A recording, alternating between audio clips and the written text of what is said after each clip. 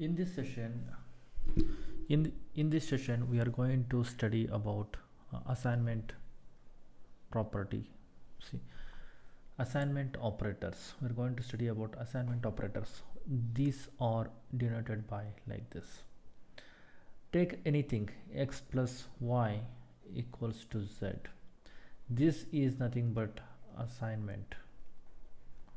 Okay, assignment operator. If you take any value which is assigning to variable, for example a equals to 100, a equals to a string, a equals to 10.2, anything you see here,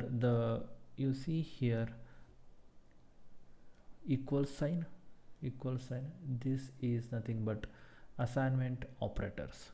Let's have a look on the Python programming window.